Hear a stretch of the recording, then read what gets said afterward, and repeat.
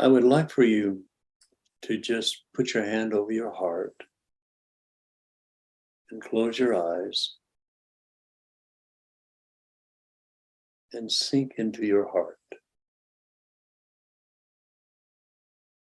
You may find that when you do this, the very first thing that you feel is maybe a resistance to opening your heart like that because you've been hurt in the past. Your heart is a very powerful center for awakening. It is also your psychic center. And that's why your heart gets hurt. That's why there's so much pain when you have an emotional hurt, when somebody's betrayed you, when somebody has hurt you deeply.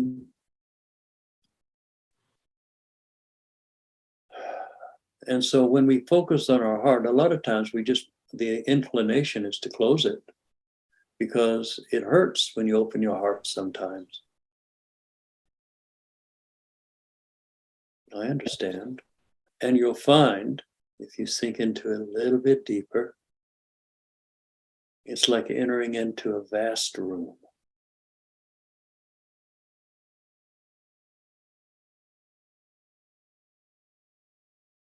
A room where there is almost no thought at all.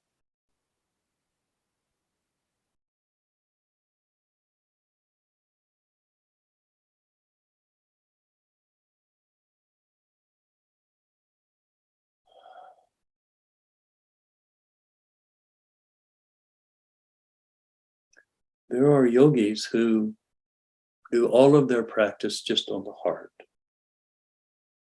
It's called Bhatti Yoga. And basically all they do is enter into the heart space. It's vast. It doesn't have a ceiling or any walls or a floor.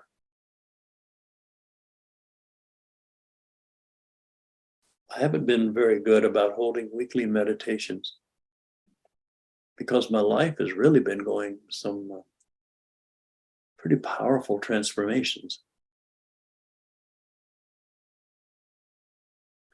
And I'm not alone in that. The whole world is going through a transformation right now. Everybody's experiencing change. Well, we always do. Life is nothing but change. That's why you can't hold on to the past. You can't relive it. What you can do is forgive it.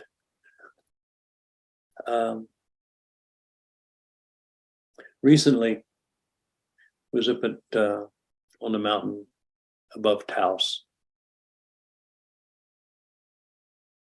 and I looked at Dorje, who was wearing a backpack, and I said, life is like that backpack. We're all carrying this backpack, and inside that backpack are our memories. It's all the things that have happened to us in this life, the people we've met, the experiences we've had, all the things that have happened to us. Carry it in that backpack. And it colors everything we experience.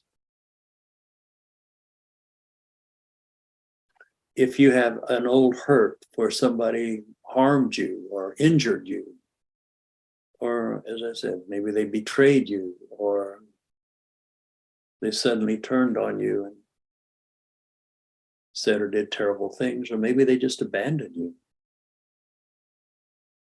These are very painful memories. Getting fired from a job, especially if it's not your fault, somebody blamed you, you got the axe. There's a lot of different things that can go on.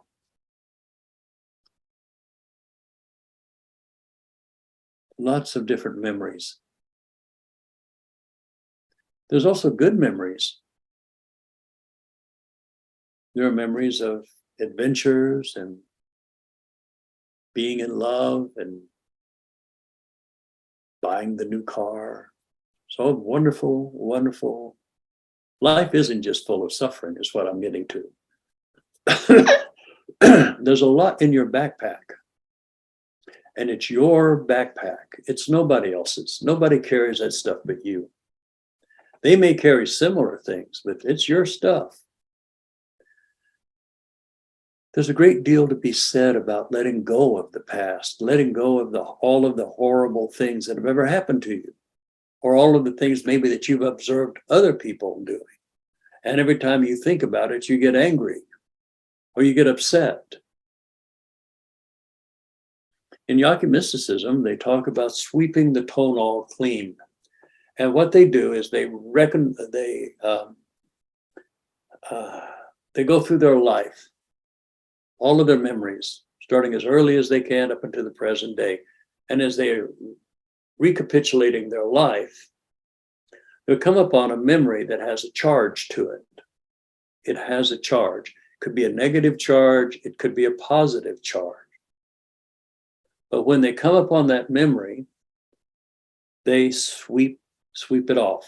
They blow their air, which comes from the heart. Memory's still there. They just keep blowing and blowing until all of the energy has gone off of the memory.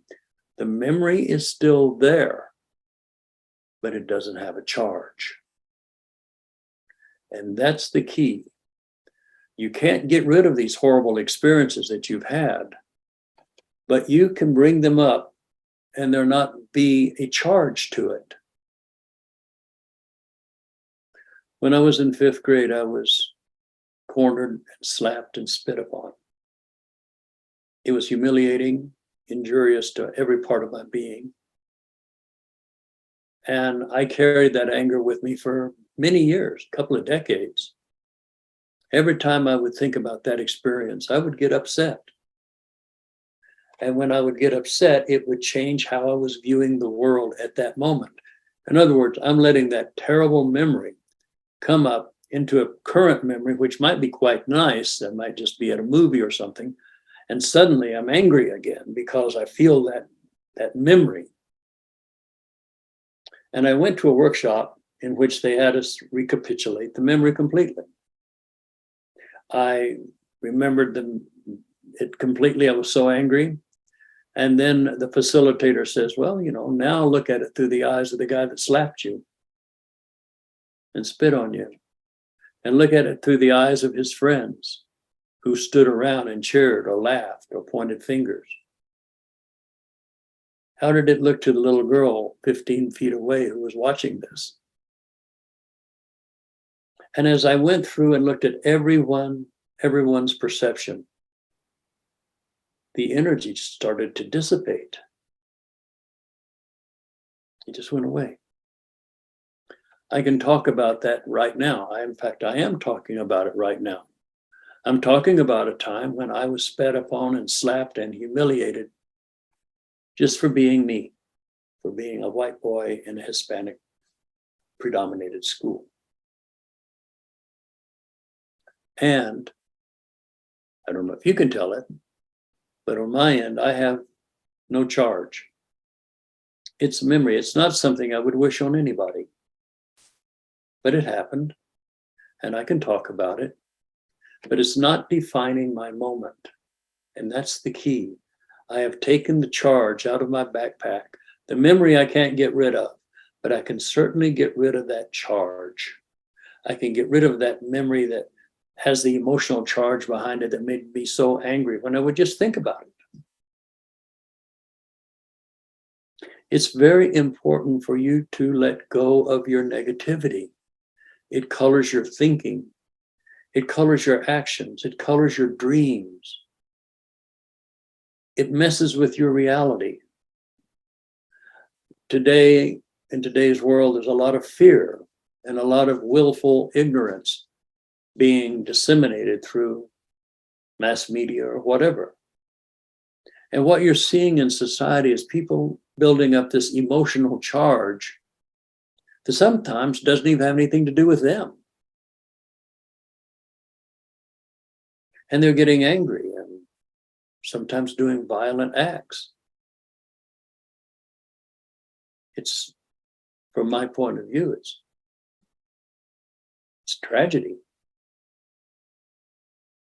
Two wrongs never make anything right. They just make two wrongs.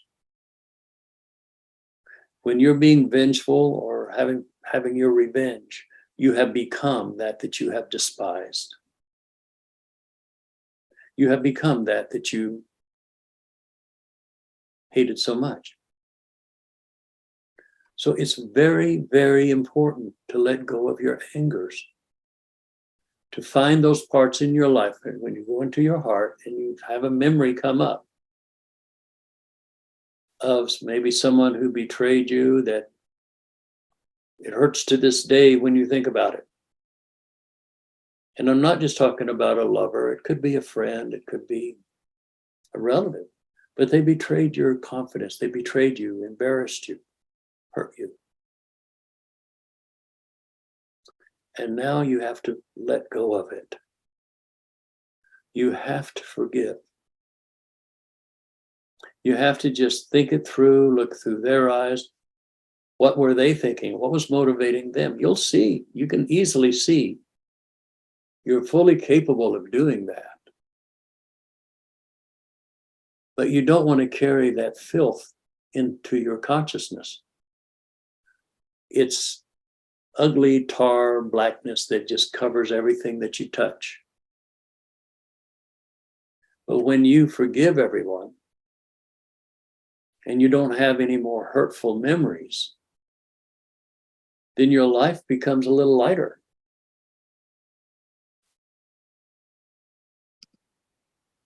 It's very, very important for us to keep everything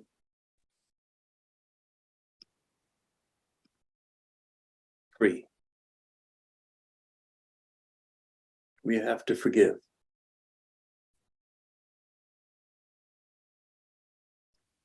So when you go into your heart, as I do all the time, I begin my meditations in the heart. I just go there. And for me, when I go into my heart, it's like opening a door into the most peaceful space I've ever been.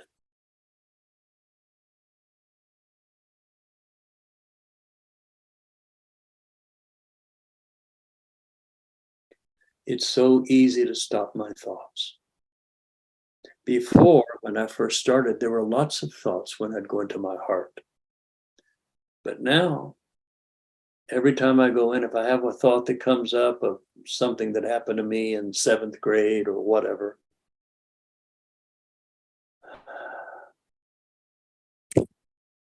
I dissolve that memory into the clear light of reality. Let it just go there. When it goes into that spaciousness, there's nothing for it to cling to. It just dissolves into divine love. Divine love is unconditional. It doesn't have conditions. And that's where a lot of people have some misconceptions. They think if I have divine love, then I have to feel love. No, you don't, because feeling is a condition. Mm-hmm. Emotion is a condition, and this is unconditional. So what is unconditional love? I should be able to feel unconditional love, right? Happiness, joy, and you can, but it's not part of it. Unconditional means it doesn't have conditions. It doesn't have feelings. It doesn't have expectations. In divine love, everything is lined up perfectly. There is no conflict. There is no battle going on. Everything is dissolved. All conflict is dissolved, and everything lines up to the perfection of the divine. I was with a friend once, and she bought a new car. She was quite the mystic. And she said, well, before we get in this car, I've got to change it. I said, okay. So I watched.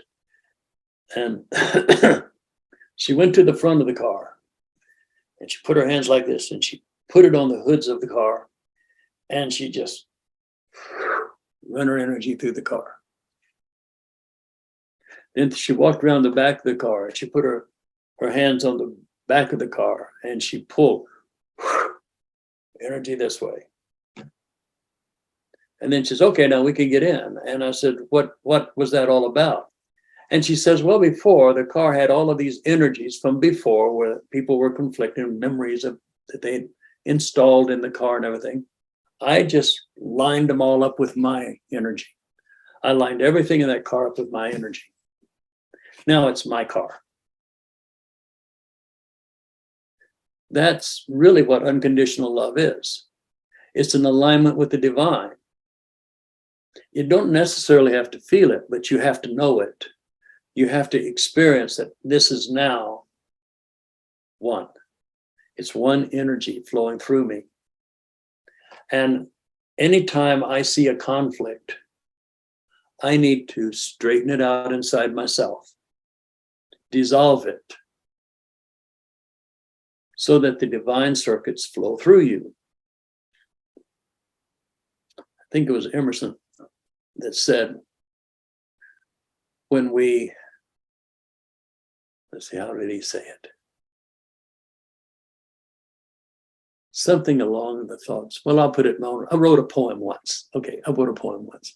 And the poem was, occasionally the ripples of my mind still, and I can see into the depths of my being.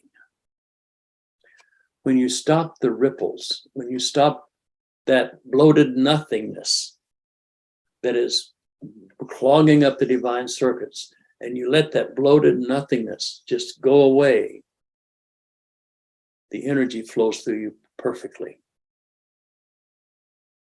That doesn't necessarily mean that circumstances and events that are going on outside of you are going to change, but what will change is your perception of them. You'll gain a wisdom, you'll gain a truth by coming from your heart. Moving past all the pain, get rid of all of that. Once you've done that, when you come upon conflict or when you come upon injury or when you come upon tragedy, you're able to flow through it easier than you could have before.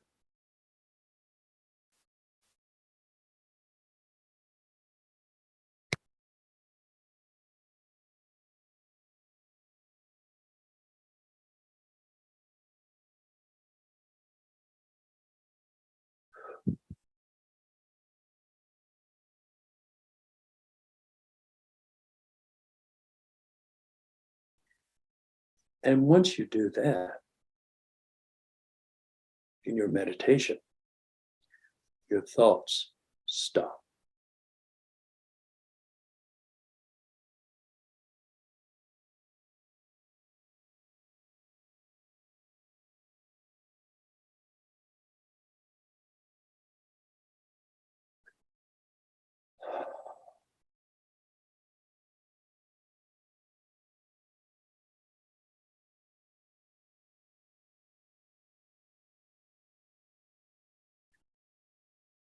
This is a really, really interesting world.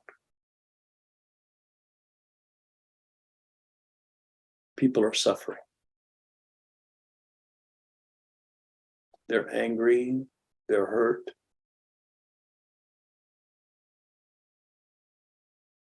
And it seems to be universal, pretty much.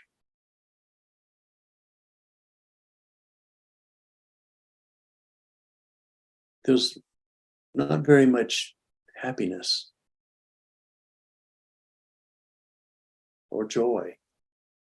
People are too busy focusing upon all the things that could go wrong.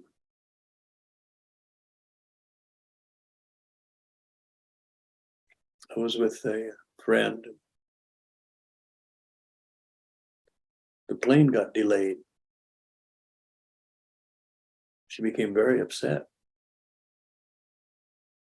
I'll miss my connection. My God, what'll I do? And she was just upset. And I said, well, What can you do?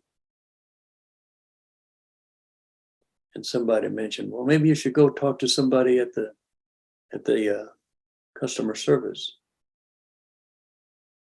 And she did. Now she's home. But for a while there was nothing but upset and fear and anger at something that she couldn't repair the plane. Excuse me, a little allergy. She couldn't repair the plane. The plane had to be fixed before it could take off. That's what you would want. But in her world, it meant that she would be late, maybe miss a connection, the whole thing. It was very upsetting. I wasn't upset at all.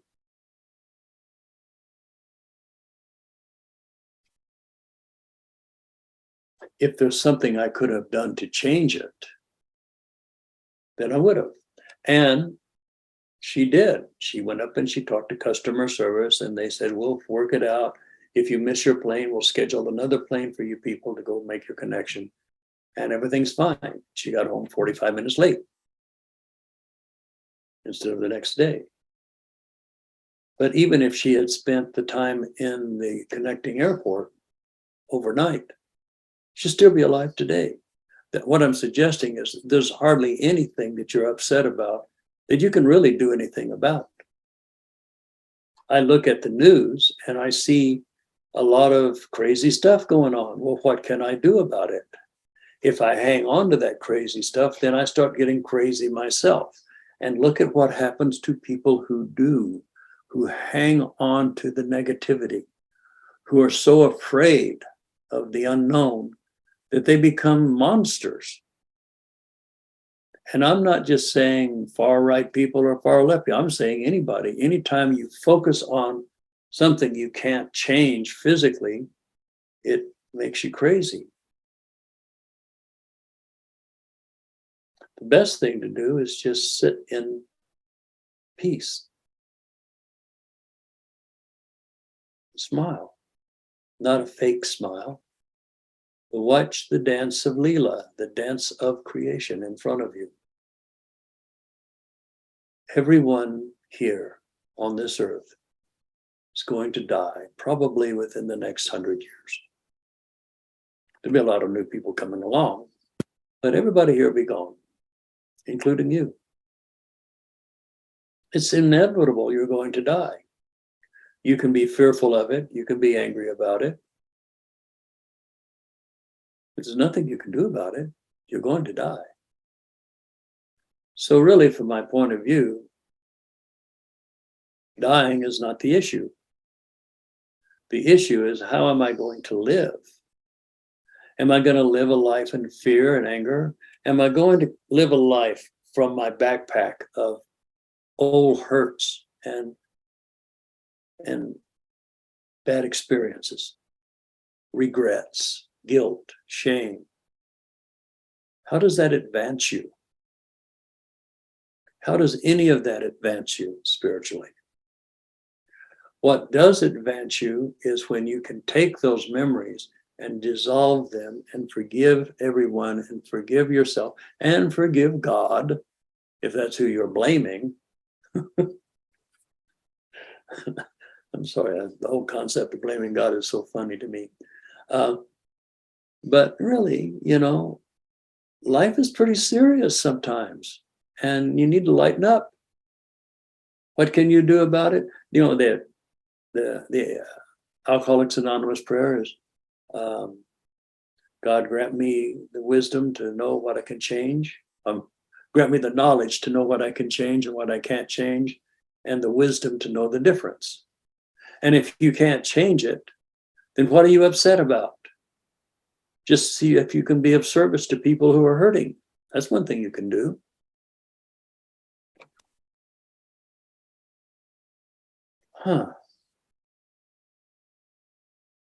Can you live a blameless life?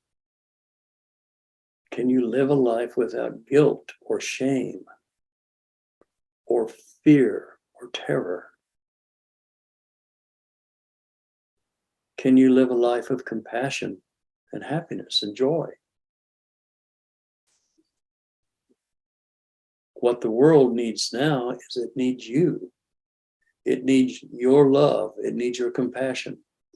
It needs your clarity of thought that lets you know you're not getting caught up in all of this drama that's going on around us, that there's more to life than just being afraid all the time. Life is very short. I keep talking about that because, when you turn 76, it becomes pretty obvious you get toward the end of the road. I still may have another 25 years ahead of me, but I don't think so. I hope not. I want to live a full, happy life. And then I want to walk away free and happy. The way I lived life, that's how I want to die. It should be yours too. Live an extraordinarily wonderful life, an uncommonly fine life, a life that's not dependent upon money or people or circumstances, but a life that's anchored fully in your spirit and in your heart, so that everything that you touch is like that. In my anthology book, and a story that I've told probably 100 times to most of you, is the teakwood box. And the teakwood box is, you get everything in your life lined up with that perfection that's in your heart, that little teakwood box. You let go of things that are ugly and dirty and not healthy. And you line up things in its place that line up with your higher spiritual nature. It's very important for you to do this, to live a life that's in alignment with yourself.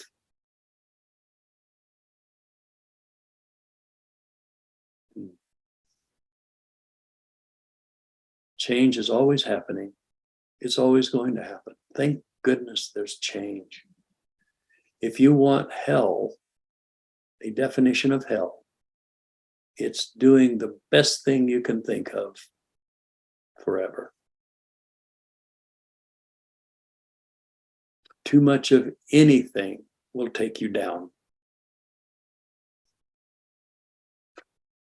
Build your life upon the things that count. Start developing in yourself a sense of compassion and a sense of freedom. In your meditations in the morning and in the evening, go into your heart and forgive everyone and anything that's upset you. Maybe something you saw on the news, or somebody you talked to, or an encounter with somebody who had road rage, whatever that's upset you. And spend your meditation in your heart getting rid of that. Forgiving, praying for them to get well, praying for a healing to take place, sincerely hoping that they will come out of it better. And as you pray for others, and as you do the good things that you're supposed to do, you'll find yourself being lighter and happier and freer. You'll find yourself going down the street with a smile on your face. Next time you're with me and we're in public, watch how I am. I'm happy. I'm smiling all the time. I'm asking people how they're doing. I'm trying to get them to lighten up a little bit because I'm light. And people are starving for that right now. They don't need to be corrected. They don't need to be challenged. They need to be loved and accepted and encouraged. And to think about the things that are good. Think about the things that are honest. They're a good report, good stuff. That's what they want. They're not getting it, but they can get it from you. You can make a difference in the world. And that starts right inside your heart. It starts right here where you live. Everybody's had hurt. Everybody's had pain. There's a lot of uncertainty in the world. I gave up everything to move here to Santa Fe. Little voice in the back of my head sometimes, it's not going to work out. Well, if it doesn't, I'll go to the next adventure.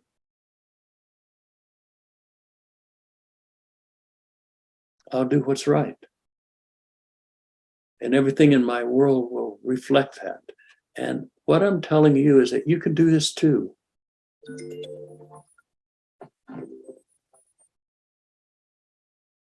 You can be part of the truth.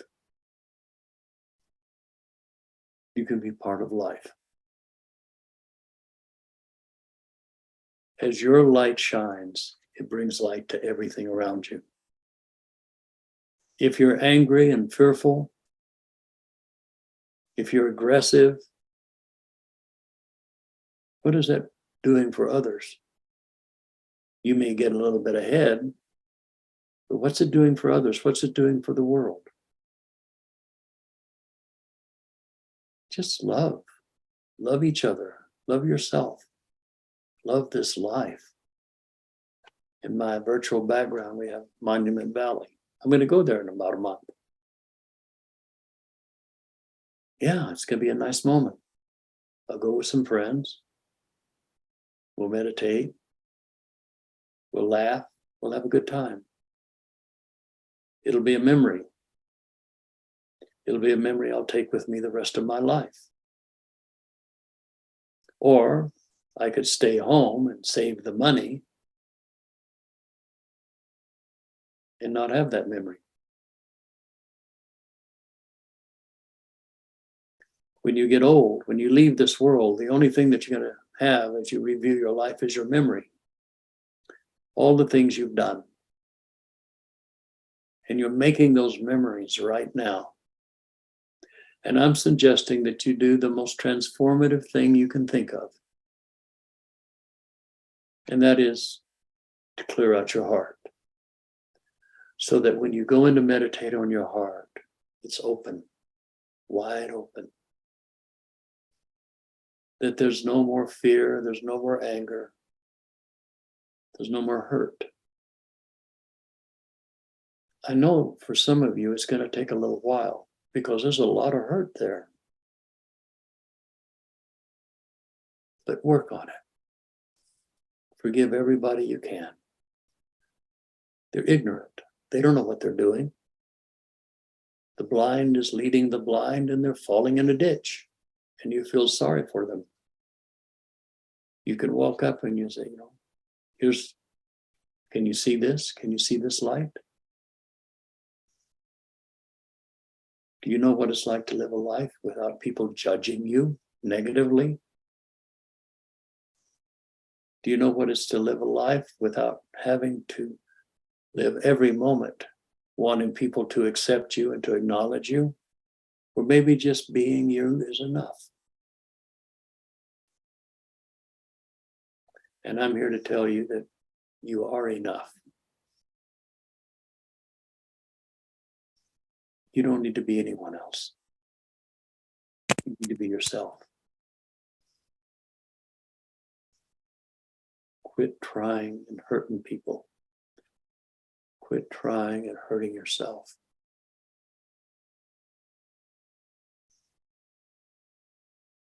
Smile. Not a fake one, but a good one.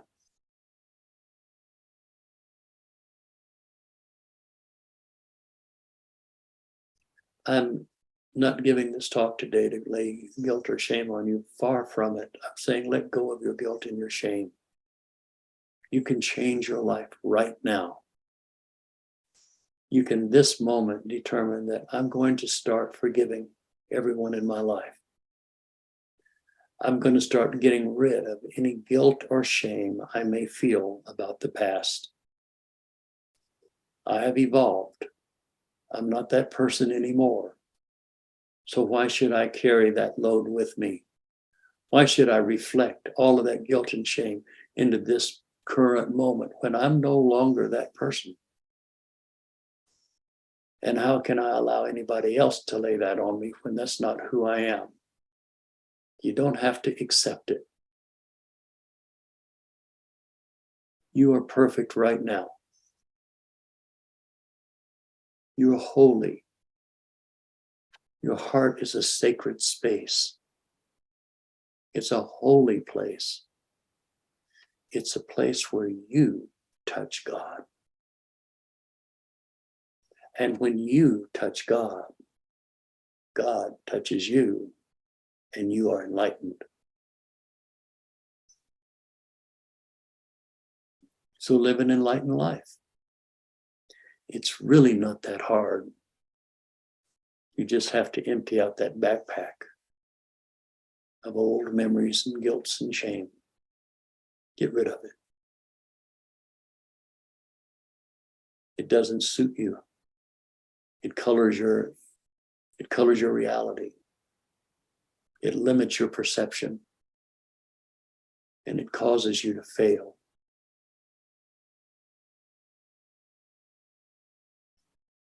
So right now, open your heart. That's good. That's it.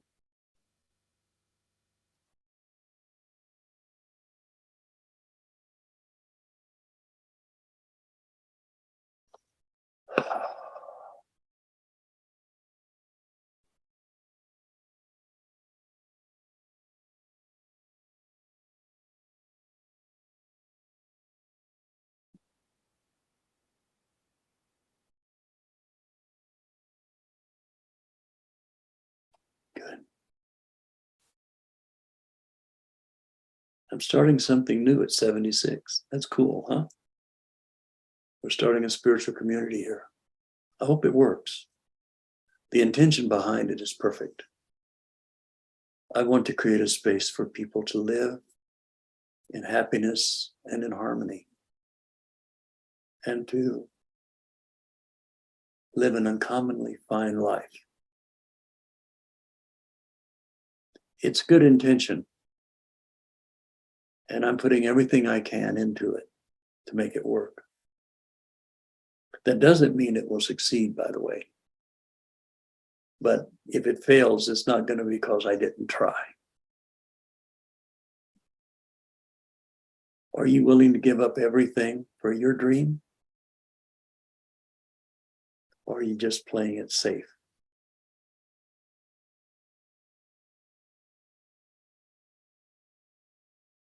Only you can answer that. But if you're in the area, or if you can attend any of my retreats, such as the ones that's coming up on my birthday,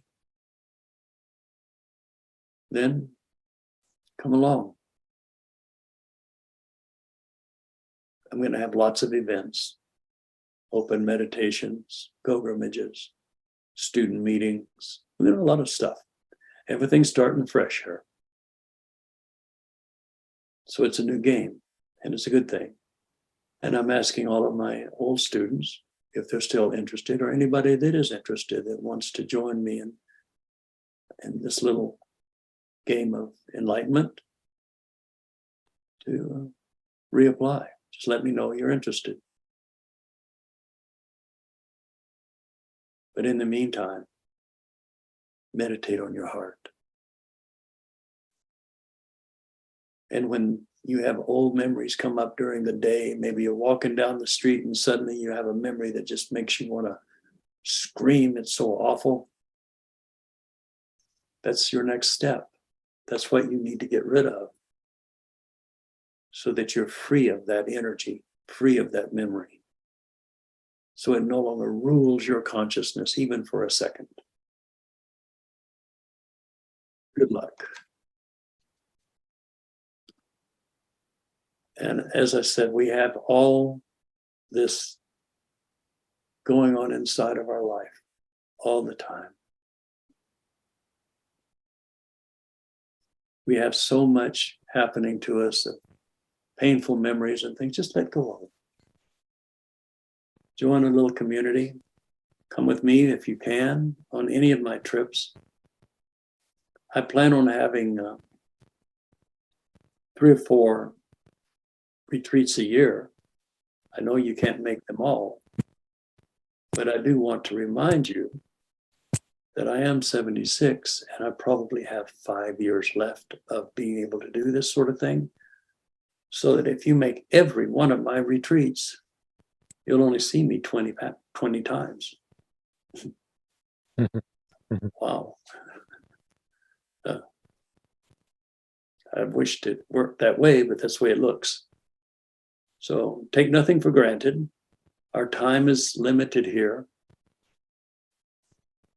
And I do want to tell you on this last few minutes that I love you unconditionally. That hasn't changed.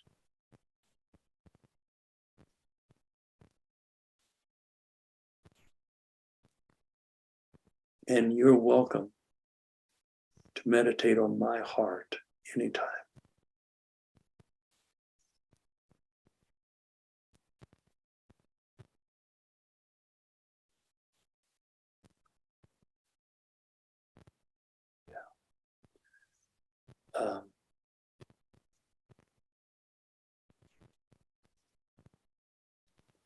It's hard to let you folks go.